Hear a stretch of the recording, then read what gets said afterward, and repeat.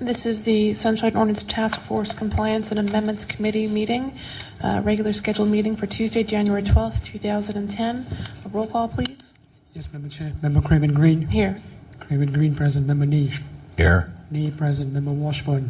Here. Washburn present. Member Johnson.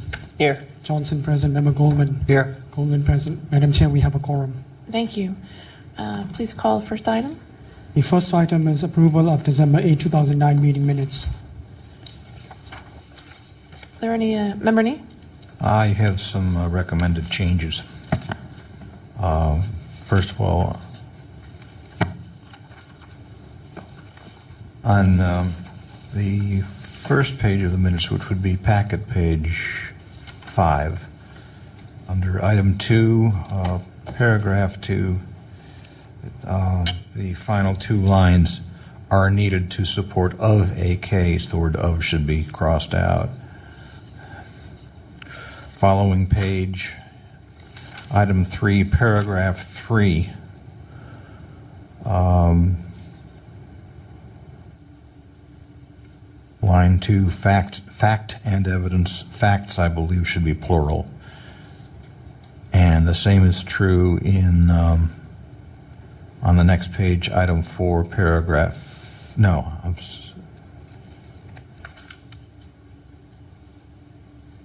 okay. Yeah, next page 6, item 3, paragraph 3. Item 2, paragraph 3, and item 3, paragraph 3, the same mistake. It should be facts, plural, and evidence, not fact and evidence. And then page 7, item 4, paragraph 5, Jenkins, the name Jenkins is in there twice, but the second time it's misspelled. Page 9, item 10, there are a couple of things. First of all, Madison has only one D. And then it should clarify, Member Nee said he may miss the January 26, 2010 meeting of the task force. So that should all be inserted. Thank you. Member Washburn? I have a few more. It says page 6 of the packet, page 2 of the minutes, item number 3, 4th paragraph. There should be a comma, the 4th paragraph, 3rd line, there should be a comma before, after order of determination, before which is a Right, there's a non-restrictive clause. There should also be the 5th line, to know what was done and what the outcome was depended on the presence. So rather than dependent, should be depended. Depended. And next paragraph, motion to forward the matter instead of to matter. One more suggestion. It's back up in the 4th paragraph of item 3, first line. I think it would help the reader if a that was inserted between Chair Craven Green said that whether the MOH complied. I found when I was reading that I had a hard time until that Through was the chair, included. could you repeat that, please? Pardon me? Repeat. Could you repeat it, please? This is item number 3, 4th paragraph, first line. I was requesting that the word that be inserted between said and whether Thank you. to help the reader.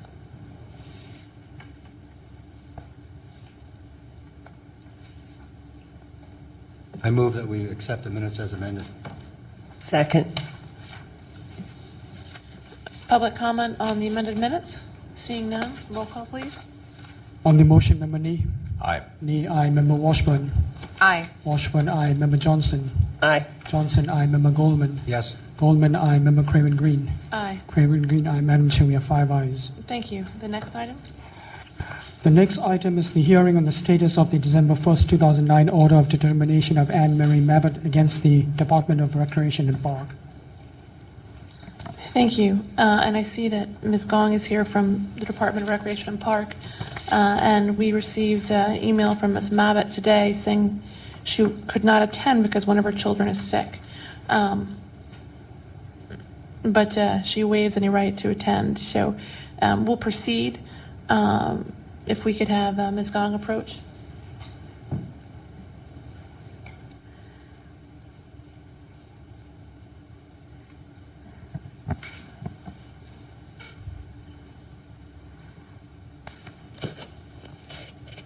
Thank you, Ms. Gong. You have 5 minutes to enlighten us on the status of the compliance with order of determination.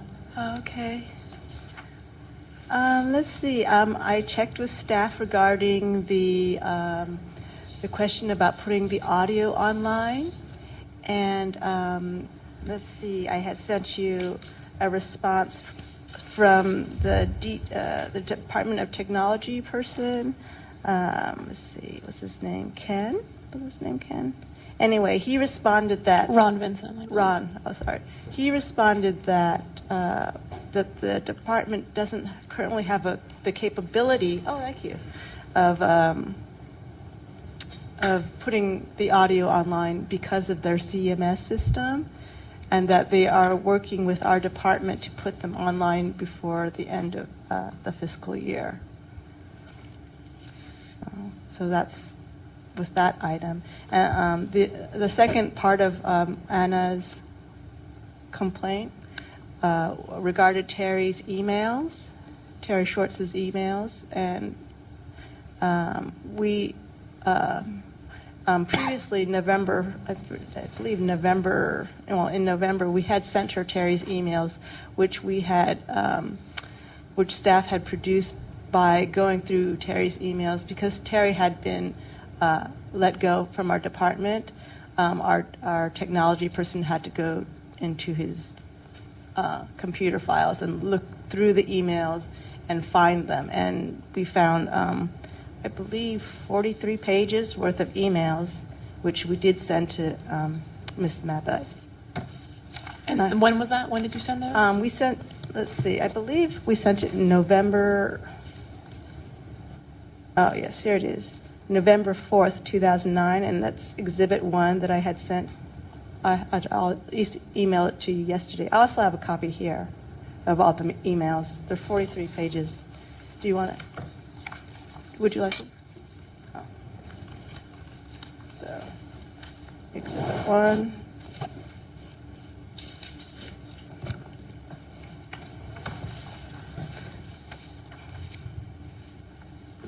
So I guess that's all I have to say in regards to the department's response. Thank you. Okay. And just for the record, I'll note that there's no one in the audience, so there's no one here to present facts and evidence in support of the complainant.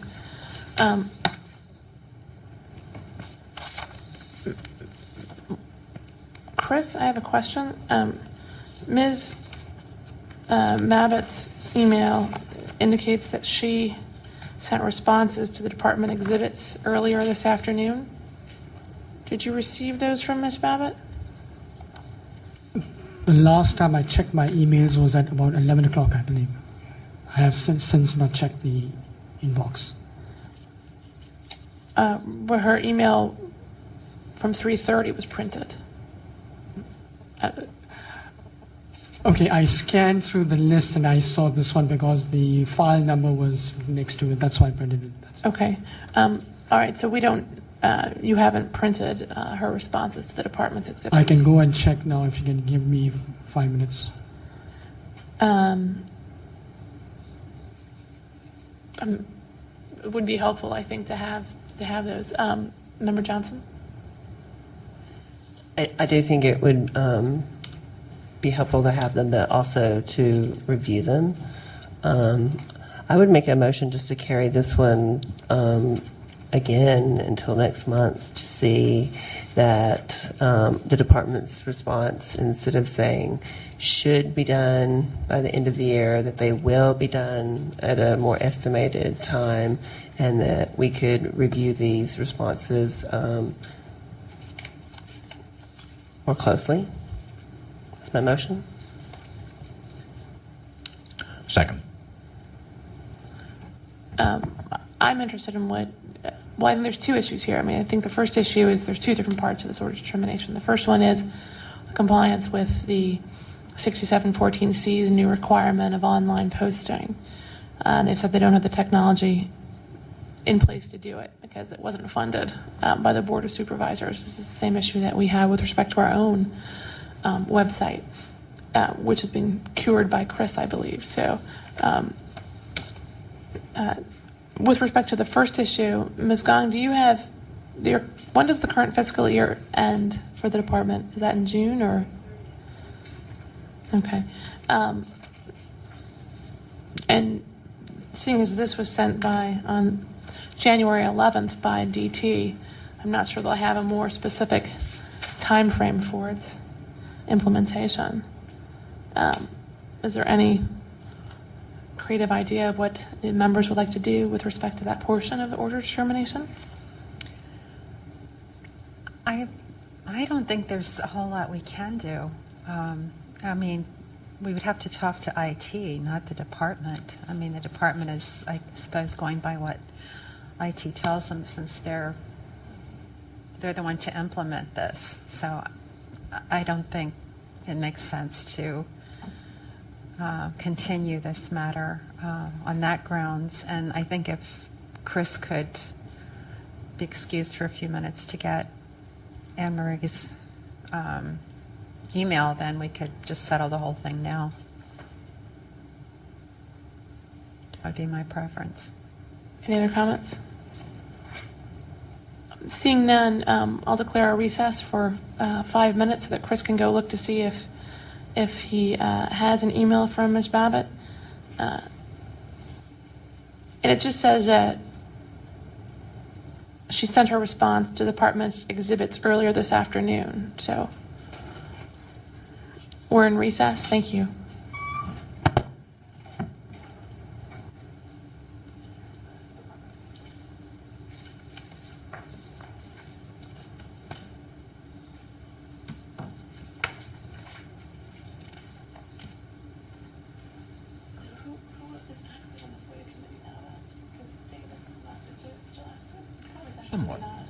Somewhat, Well, they yeah. can With get it. Madison, Randy Lyman. They somewhat. can find emails. Madison. You know, we hear all this about, oh, we Diane can't get the Caton. emails or blah, blah, blah, Yeah. this and that. Well, Rebecca Bowe they're is there. our I'm just wondering how far back journalist co-chair. I was reading the Big materials that I had brought last time about Pam electronic McLean. Do you know record her? keeping, and She's on. interested in the distinction between Another guy, I forget his name, but he works with documents David or, over at First Amendment Project. records are what you Young guy. put in your archives. right. Right. So between records and archives. So I think we're, Did you remember, we don't want to discuss this, discuss anything that's. We're not in a meeting yet. oh, Okay. right. We can talk about generalities. Nothing within the jurisdiction.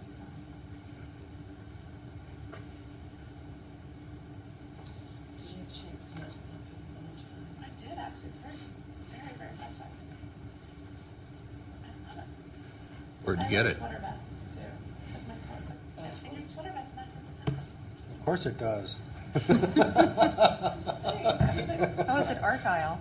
Yeah, purple Argyle. I'm just saying, it's, you know, Argyle has come back into style. She's fashionable. it's not something you just pull out of your closet. You have to, you know, seek that out. It's very This is how much dedication I have to you guys. It's the ray of sunshine I bring. It is the ray of sunshine.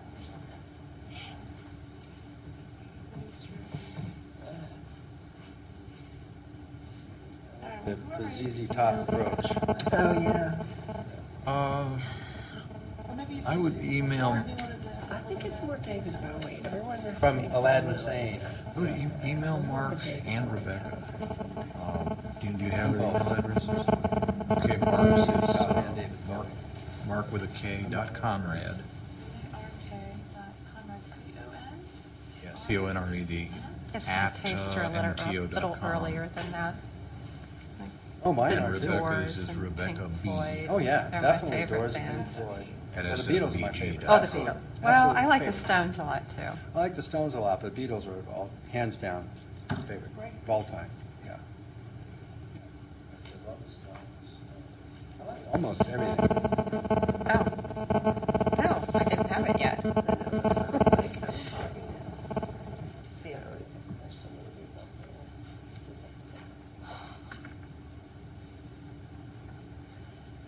What are your tastes?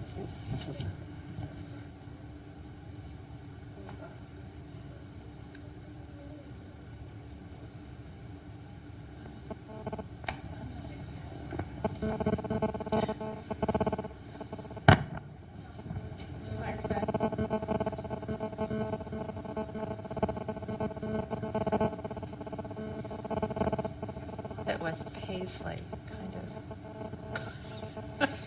I know that's not back. What, paisley? I like paisley. You like it? Reminds me when I was a little stoner, yeah. Back in the day. Back in the day, yeah. Yesterday? Well, many moons ago, before you were born.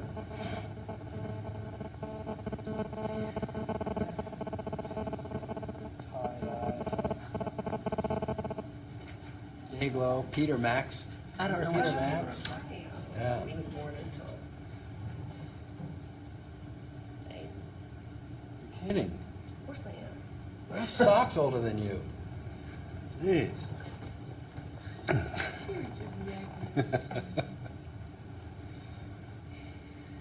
1979. Yeah.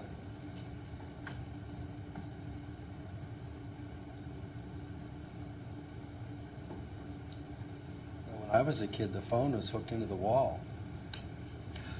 Really? Yep. And cell phones were the size of a shoebox. They didn't have cell phones when I was a kid. We didn't have computers until 6. Right, if you wanted to make a call away from home, you had to go to one of those public phones and Payphone. pop in some coins. You better have a What about dime on party it. lines?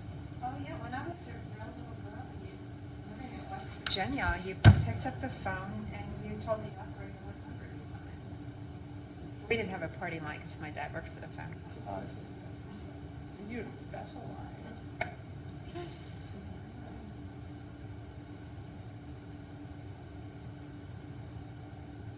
And if somebody was on the phone, no one else could be on the phone. Because you only had one line. Do you know one You of may the have cell had- phone companies bought most of those public phones, had them removed to the U.S. which was Oh, the payphones? Yeah, Yeah. to buy more cell phones. It's so hard to find those. Yeah. I don't know if there's such a thing anymore. There's a few, but they're like few and far between. Like seriously, like 3 in the city.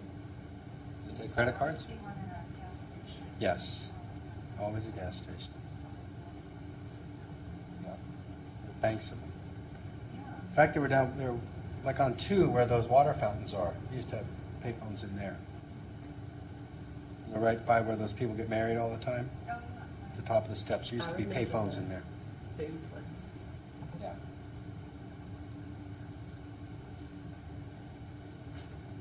And then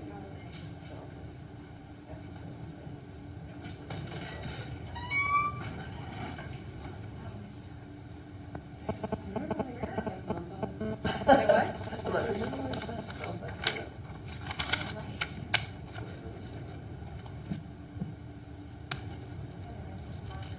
Yeah. And people would just take a page that they needed the number from. Yeah, that's what I remember about those damn things. Halfway through M and the page you needed was gone because somebody needed it, yeah.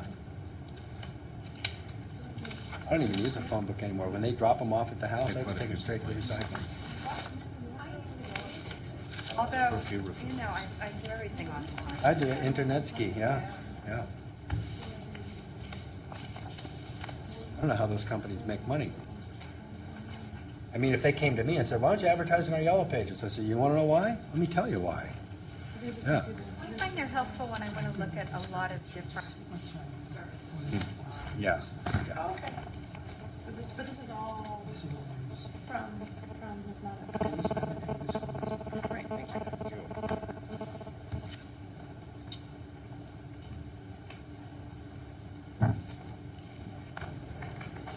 Oh.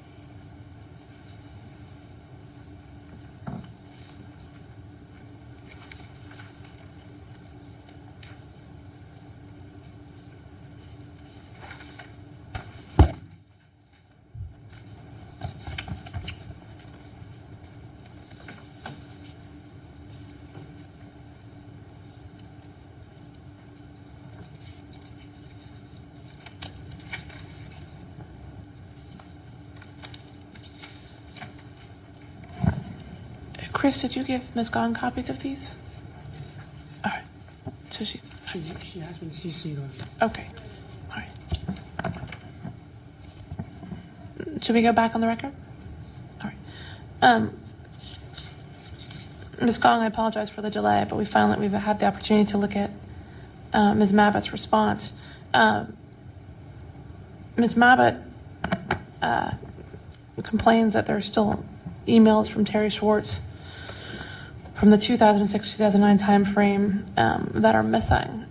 Do you have an explanation for that? You know, we searched through all, the staff searched through all Terry's emails, and the documents that we gave Anna are what we found. All right, so I have no, I personally do not know what was written between Terry and Anna, and probably nobody else does. Only Anna and Terry probably know beyond what is in the emails. thank you. I think one of the issues, if I can recall from the hearing, was that Ms. Mabbitt had copies of emails that she said she had in her possession, but that had not been produced by the department. Unfortunately, we don't have those emails now to compare them to the 43 that have just been produced. So that makes it difficult for us not having Ms. Mabbitt here. Thoughts about what we would like to do? Well, there's a motion to continue this, so maybe that's the way to go. Her responses don't really resolve anything.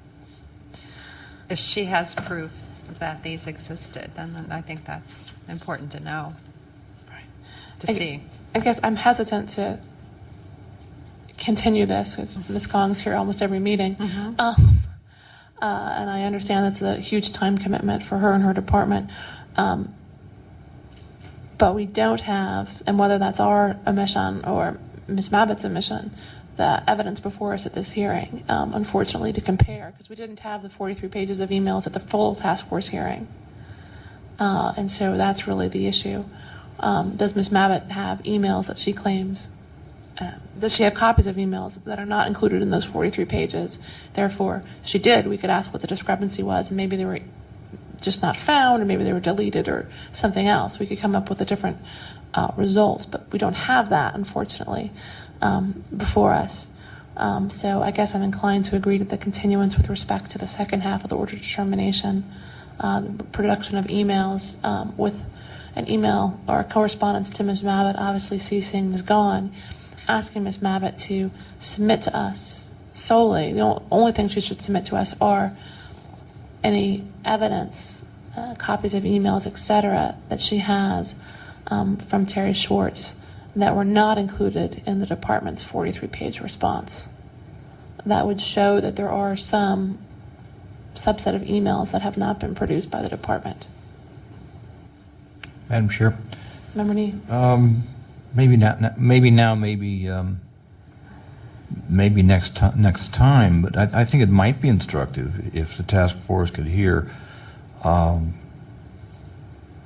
Mr. Rustum was able to get around any obstacles in getting the task force's meetings digitally recorded and up on the web. If maybe that, maybe there are ways that the Park and Rec Department could use to get around any budgetary and technological obstacles. If Mr. Rustum cares to comment. If you want to comment on what you did with respect to the task force's website. Through the chair, I only spoke to my IT person. That's it. That was it, yes. And he together with the clerk of the board. Okay. We're able to upgrade it. Sorry? Is the clerk of the board's website maintained by DT or by the clerk of the board? It's maintained by us, By the clerk. by the clerk of the board. Right, so it might be a different system. Maybe that may be it. I mean, I don't know is the answer, yeah. Yeah. We don't know.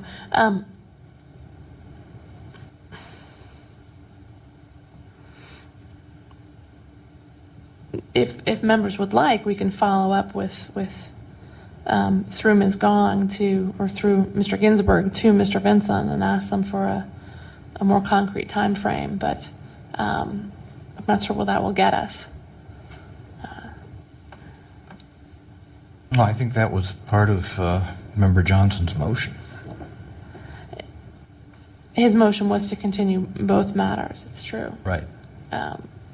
But to what ends? I mean, what are we going to? We can't just continue it. We have to direct them to do something.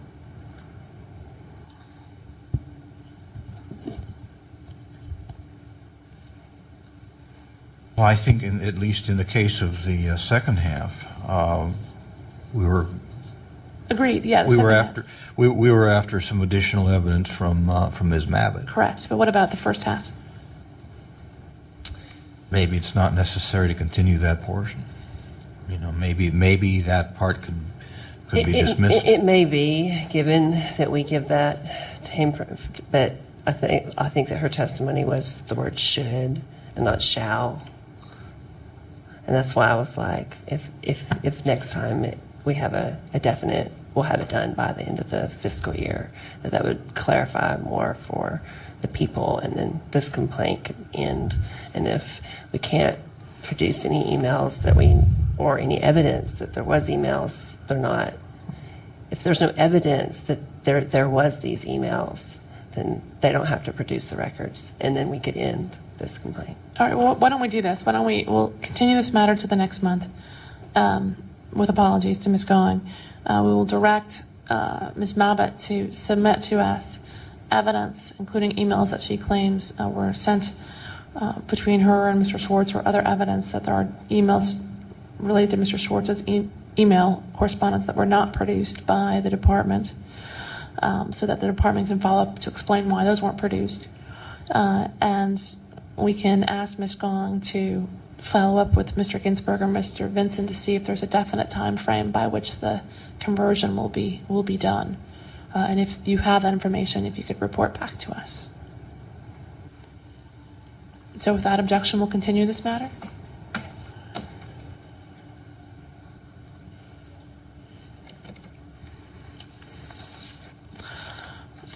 Public comment on this matter? Seeing none, public comment is closed, and this item shall be continued. Thank you very much, Ms. Gong. We appreciate your appearance. And if, Mr. Russum, you could send that email to Ms. Mabbitt requesting that information, that would be useful. I'll send that out.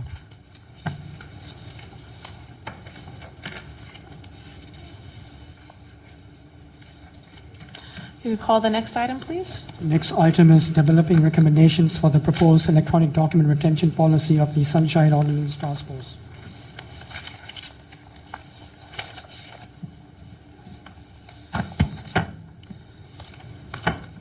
Thank you. Member Washburn, do you want to introduce the information that you've presented? I brought this information to our last meeting, and there are 3 documents here, and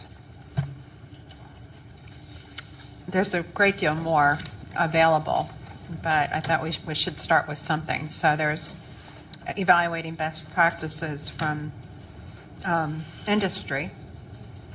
There is a document from the National Archives and Records Administration, executive report of a study they did of government agencies, including themselves, looking at how document management was being implemented in the various departments. So to get some idea of what the federal, the government feels should be done. And then the third one was from the Sarbanes-Oxley legislation. And when I was reviewing this material, I thought, now why did I include this? But it goes into some detail about email compliance rules and best practices, starting on page 33. And in reviewing this material, one thing that I noted was that vendors will, of the document retention management systems, will have what they say are best practices, but these documents suggest that that'll be viewed with caution, that the standards should come ideally from a professional organization or from the government. So, and I don't know what San Francisco's doing, but that's something that I think we should watch for. And I wonder to what extent the city is really archiving all that it ought to be archiving. And this is really becoming an issue now with email, because email is exploding, as we all know. It's very hard to index, and that's important if you're ever going to retrieve it. And I think that's a question that's just been bugging me. How do you, because we all know this in our lives, it's just how do you file this stuff away so you can find it again? Gmail. And you hit search. You can search Gmail. Search Gmail, yeah. Well, you should be able to, given it's Google, right? Yeah. Well, I mean, it depends. I mean, I believe the city and county of San Francisco has decided to go with Microsoft Exchange, to a Microsoft Exchange hosted network for their email needs, off of Lotus Notes and to that. And they're in various, as we've heard, they're in various stages of implementing that transfer. And the question will be, what are the capacities of that system for maintaining email and for archiving it and for making it accessible for public records requests, as opposed to the current system where an individual employee decides what's important, maybe prints that, and then everything else gets deleted from their mailbox after 30 or 60 days, so that they can then send emails. So I think they're in the process of doing that, and I apologize. I was going to follow up with COIT to figure out, the Committee of Information and Technology, figure out where they are in that process, to make sure that I believe these issues are being thought about, because they have to be with respect to lawsuits against the city. Because when someone sues the city, all email or documents relevant to that particular claim have to be maintained and retained. So there is some other, besides Sunshine in Public Records Acts, there are some other requirements that require, or other legal requirements that mandate that emails are preserved. So I know they're thinking about them. The question is, at what stage is that thought process, and how is that being implemented? I know that, for example, the city of Los Angeles has gone with, I believe, Google to maintain their email system and archive their email system. So they've contracted to use Google services to do that, and that's controversial to some extent, and not controversial to others. So I mean, it's definitely something that all companies and governments are struggling with. This is why we were having a hard time getting our arms around it at this committee, given our limited resources in terms of time and technological background, at least me. So it's definitely a very complex issue. And then it deals with, as you point out, with more issues than just email. You have the email issues, and then you've got, well, everything else, that 10 iterations of a Microsoft Word document that go through, draft changes and track changes and commentary, and how is it, when it comes out at the end, what is saved and how is that saved and how is that archived? Sarbanes-Oxley mandates that all the changes be kept, all the versions, and that's done in a way that it's clear to who is ever reviewing them that these are distinct documents, and you kind of know the chronology of them. Right. So I was really, in reading what was in Sarbanes-Oxley, I was really, it was really interesting to see how very strict they are. It was a huge, and still is a huge issue with respect to businesses and corporations that are governed under Sarbanes-Oxley. Their record retention issues are still being hotly litigated right now, and it's definitely a painful area of a learning curve, if you will, for both the regulators and the corporations who are supposed to be complying. So, I mean, I think this is helpful. Unfortunately, we didn't get our packets. I didn't get my packet until today, so have much time to read through it myself. Member Nee? Suggestion. Maybe this committee should form an ad hoc subcommittee, or the task force could do it, and invite people such as Kimo Crossman and Bruce Wolf, whose expertise in the technology area is pretty solid and pretty well demonstrated before this task force. The aim of this subcommittee would be to establish a list of policies and goals for achieving those policies. I think Kimo and Bruce both know a lot about what technology is out there, what it can do, and what the technology cannot do. And I think both of them probably have a good idea of what the budgetary restraints are too. For instance, in the area of metadata attached to emails and Word documents, Kimo was very informative in terms of what the cost is of scrubbing software. So that would be my recommendation, is to either for this committee or for the full task force to form an ad hoc subcommittee to delve into these issues, building on the information that Member Washburn has provided us, which, by the way, is admirably researched.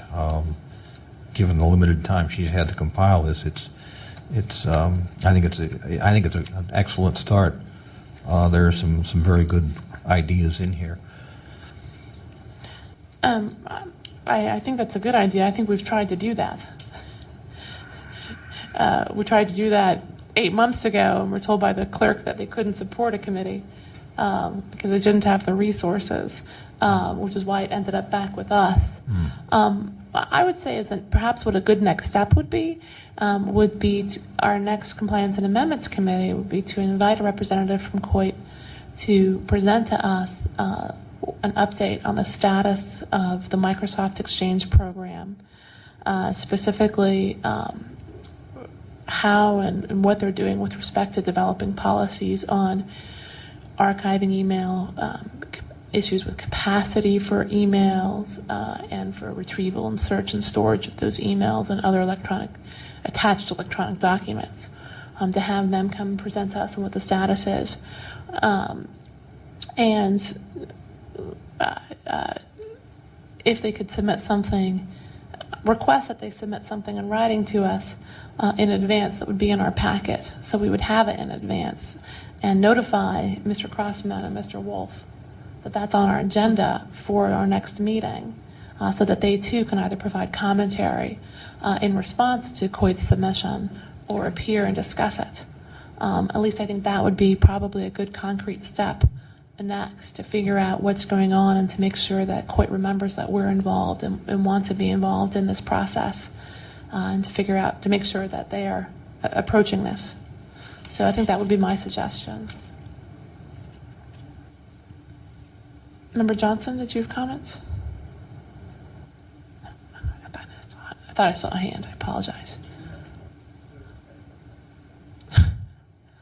Differences. And Member Washburn? I just wanted to say that I think not only would it be nice for us to be involved with them, we must be involved with them, because it's our mandate to make sure people have access to information. So, right, and I have been invited. I am on the email list for some of the COIT meetings, but just because of childcare issues, I haven't been able to attend. So I really don't have any concrete information. But at least if they come back, and if someone is interested, if there's a particular subcommittee that is dealing with this issue, and others on this committee are interested in available to go, then we can at least get those dots connected. yeah. I was just going to point out that if schedules could not be ready for all members at all times, there's always a chance of a seriatim meeting with minutes, like a lunch, with any of these people who have commentary. It could help. I'm passionate about sunshine.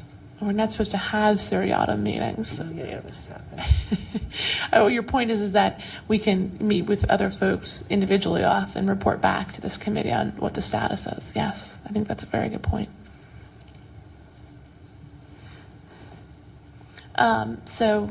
Without objection, that's what we'll do for our next meeting is get some more information. And Chris, if you could keep these documents in the packet for next meeting so that we can have an opportunity to review them now and refresh our recollection for the next meeting in advance. We'll do that, Madam Chair. Thank you. The next item? Item number 4 is the discussion on the proposed amendments to the Sunshine Ordinance. Unfortunately, I wasn't involved because I was out of town or something. I didn't get to see the agenda. But one thing I had asked members to look at, and those of you who are new would have gotten this request in advance of this meeting, were the definitional sections regarding policy body and passive meeting bodies that are found 67.3, 67.4, and 67. That's at 67.3 and 67.4 of the revisions. There was some confusion by members of the public as to what we were trying to do, and I admit that during last meeting I went back and looked at it and was confused myself as what were we trying to do here. It's a very important part of the ordinance because it lays the foundation as to the different sets of requirements between policy bodies and passive meeting bodies, and then other committees who are not covered under either standard. And we really need to make sure that it's clear and what we're doing is in the best interest for Sunshine, but also in the best interest for giving clarity to departments and agencies about what the result will be if they create a body to do certain things. Because there's always been a lot of confusion about this, and some of the comments from departments in response to our survey of them a number of years ago we're confused about what's a passive meeting body and what's a policy body. So we tried to go back and do this. I guess I can start off by just saying what my general take is on this. And I guess generally what I would say is what we tried to do was to make it clear that members with respect to policy bodies or with respect to the definitions of meetings, there was some concern that, say the Compliance and Amendments Committee of the task force is hearing this issue on preservation of emails.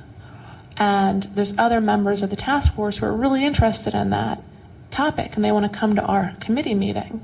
But if they come to our committee meeting, then we have a quorum and suddenly we have a meeting of the full membership and not a meeting of the committee anymore. And so we wanted to make it clear that members of a body who come to a normally noticed meeting but speak as members of the public are not sitting with the committee. There's no violation. There's no quote-unquote meeting under the ordinance.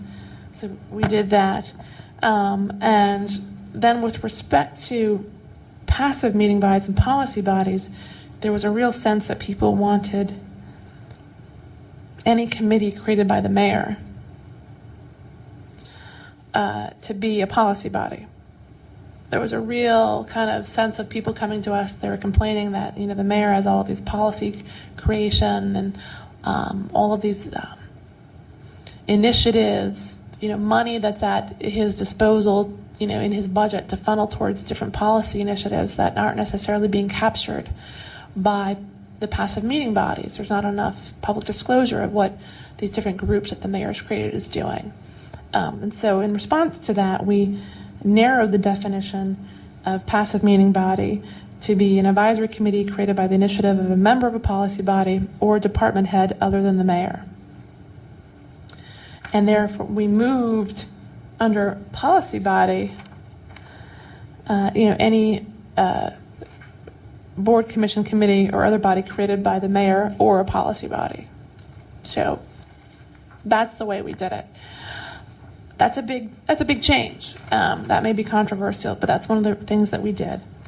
We also tried to clarify the definition of passive meeting bodies. we decided to define it as any group that includes city employees assigned by a policy body of the mayor or department head to meet with residents or community groups to obtain information that will result in a report or recommendation from the group back to the policy body, mayor or the department for action by the policy body, mayor or department. There was a sense that, the Department of Building Inspections would create an ad hoc committee or create a committee of city employees and maybe outsiders, but to go out and meet with residents and say, how can we improve what we're doing, or what should be our priority? Should our priority be inspecting new building permits, or should our priority be inspecting abandoned properties and condemning property? The sense was where someone's creating a committee with city employees to meet with residents to get input on policy that's going to affect how the city is run, that should be a passive meeting body. Whereas if it's a committee that consists solely of city employees to study internal department affairs, which is not expected to modify or change city policy, that's not a passive meeting body. That's like, DHS working group deciding on, how to improve DHS's technology, right? I mean, that probably is something that goes on every single day. And if that was a passive meeting body, they'd have to be noticing those meetings. So that's unreasonable and doesn't really achieve the goals of what we're trying to do here, which is to provide openness for bodies or committees that are creating policy or helping to implement policy. So that was another thing that we tried to do. The result of this section, if you read it closely, and this is why I want us to read it very closely, is that under 5, which is stricken, this is on page 7 of the packet, or no, 55 of the packet, 7 of the amendments. We struck 5, which was notwithstanding the provisions of 4, passive meeting body shall include a committee consist solely of employees of the City and County of San Francisco when the committee is reviewing, developing, modifying, or creating city policies or procedures related to public health, safety, welfare, or related to the services for the homeless. Now, these committees are included in 2 to the extent that they're meeting with community residents, and they're included in 1 if they are created by a policy body or department head. But otherwise, they're not included. So it is, in some sense, a narrowing of policy body, the definition of passive meeting bodies. And so I want people to be aware of that, and maybe that's a problem. One way to reconcile that would be to put it back in, or another way of reconciling that would be to expand under 1, advisory committees created by the initiative of a member of a policy body or a department head other than the mayor. We've had situations where groups have come in and said, we're not a policy body because the department head didn't create us, his deputy did. Splitting hairs. Yeah, you're definitely splitting hairs. So, I mean, there is a concern that maybe we should say, department head or deputy department head, and then we're starting to split hairs even more. So, I mean, these are big issues. I'm not really sure how to resolve that necessarily, except perhaps to specifically call this out as an agenda on our next meeting and have this circulated to the revision circulated to people like Terry Frank, people who have been active on Sunshine, especially on the passive meeting body issue like Doug Comstock and others, and say, hey, look, we really want to get this narrowed down and make sure we're going in the right direction. Will you please read these 4 pages, not the whole ordinance, and come to us and let us know if you think we're missing anything, or if that we've done more damage, more harm than good in our attempted revisions. Because it is difficult to think about everything that could be covered by this. And then, as I said, policy bodies have been expanded to include any committee created by the mayor, except one solely of city employees whose only purpose is to deal with internal issues that aren't expected to modify or impact policy. And that's about it. So I mean, those were the major changes, was to make any body created by the mayor a policy body, and to slightly narrow the definition of passive meeting bodies, which may not have been our goal, but it is the result of the current language. So I don't know if anyone has any comments on this section. It's very complex. Yeah, I think it should go to the full task force. We'll Because- go to us first, and then we'll go to the full task force. I like your idea of asking those old timers for their input. Well, I mean, the folks who created this, we want to make sure that we're not doing more harm than good. It seems I like the new year with more members on more committees, showing more commitment, and then that's why I'm like, narrowing what a policy body means affects just more than just that one area. It affects minutes, it affects public record, everything. So it sort of is a back step from what we're trying to do.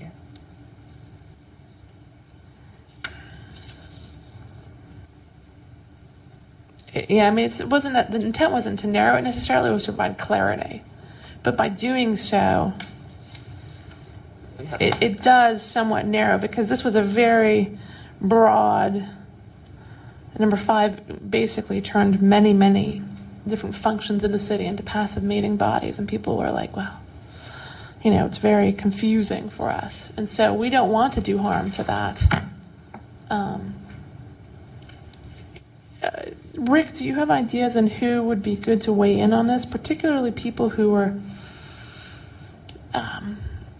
concerned about certain passive meeting bodies? I know there was a Golden Gate Stables issue, there were some homeless committee issues. I mean, there were other people who are very interested in certain passive meeting bodies. And I want to make sure that we haven't done damage to existing organizations or existing structures that consider themselves passive meeting bodies that would not be under this ordinance.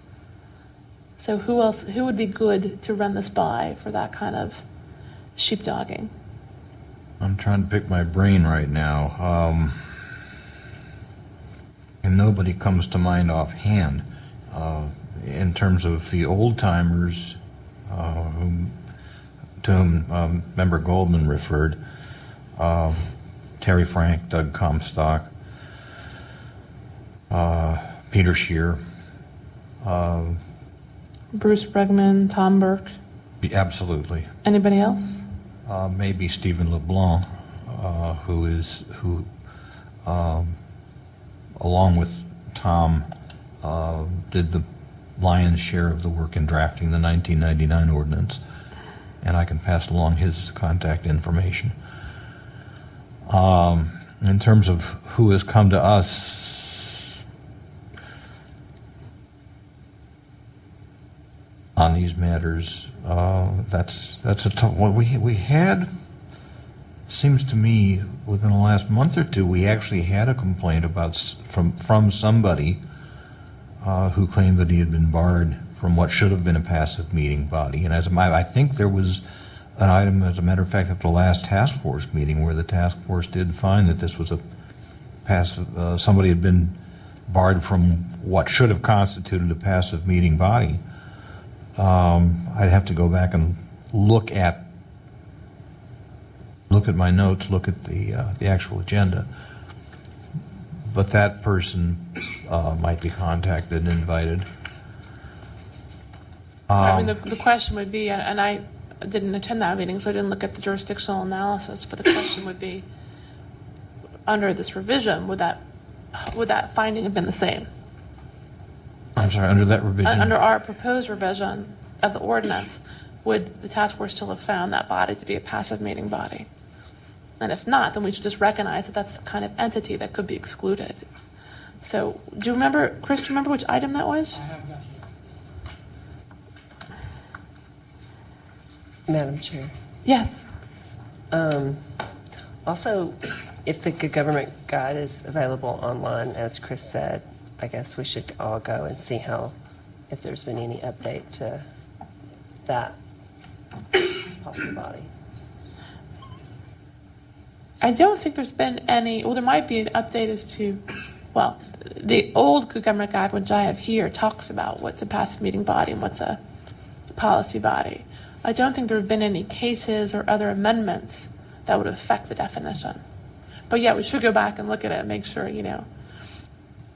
we're not doing it. As I said, they might have something in there that talks about how broad it is, and we may decide that we went to narrow. But that's an excellent suggestion to go back and make sure we have our bearings on that. All right, well, then this was kind of the only really substantive item I wanted to talk about today was this one, but it sounds like we,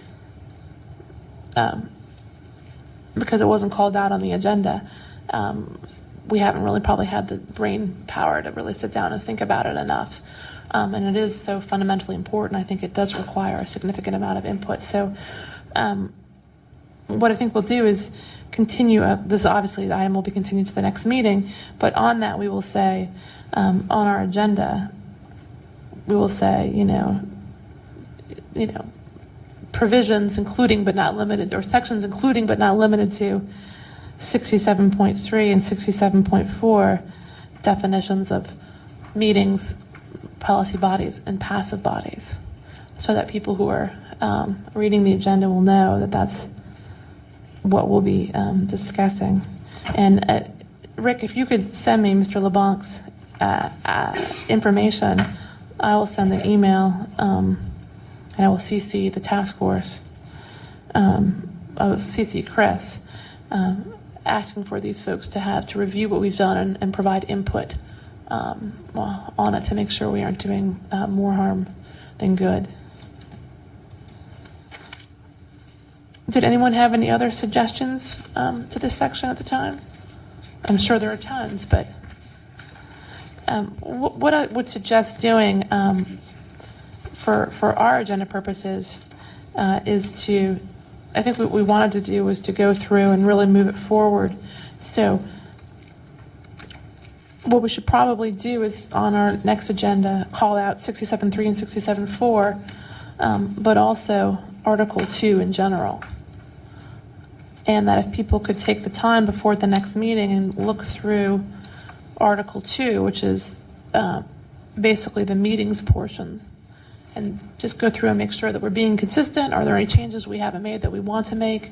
Are there anything that's controversial that we should probably think about, and be prepared to address those at the next meeting, and then hopefully we can move beyond that and quickly do sections 3 and 4 and get this in shape to move it forward.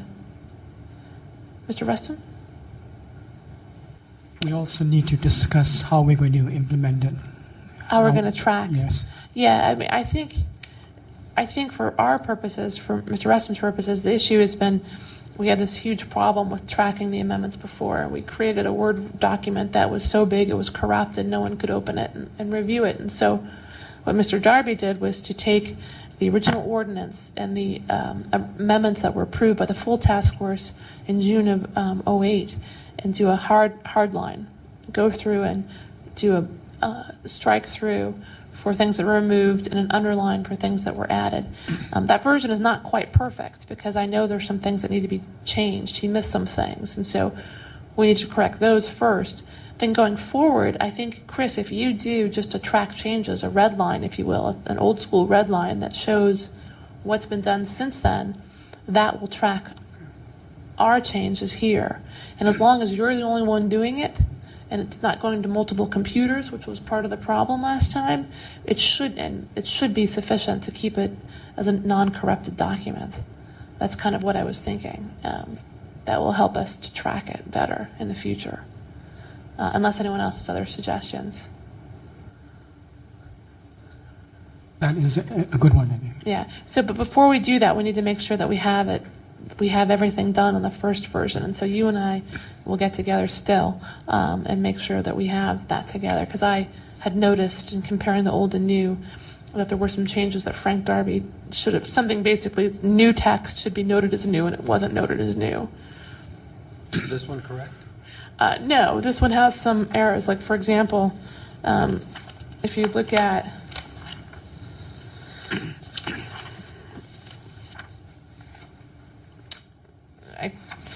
for example, on page 61, page 13, H,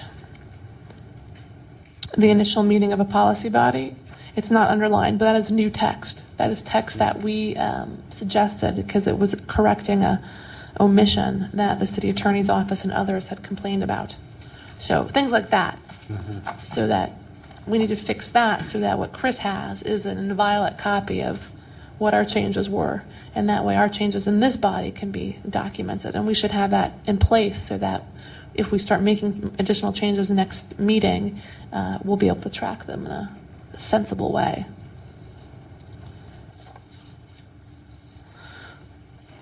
Member Nee? Yeah. Veering away for a minute from substance, we need to get a timeline on what we have to do by when in order to get this on the November ballot. Perhaps Mr. Rustum could contact the Department of Elections and get a timeline for us. I'll do that tomorrow. Thank you. Thank you. And if you could circulate to us all, that would be helpful. Through the chair, Chair Nee, I think the last one I provided to you was for the November 2000. I think the last one was for June 2010, and we would have had to have a proposal. If we wanted to get 4 supervisors to sign off on it, we would have had to have it in to them by something like December 15th. So Right. I'm guessing that if we want to do this for the November ballot, we'd have to have it to them sometime around mid-May. That's just a guess. Right. Right. Yeah, if we can find out, that will help light a fire.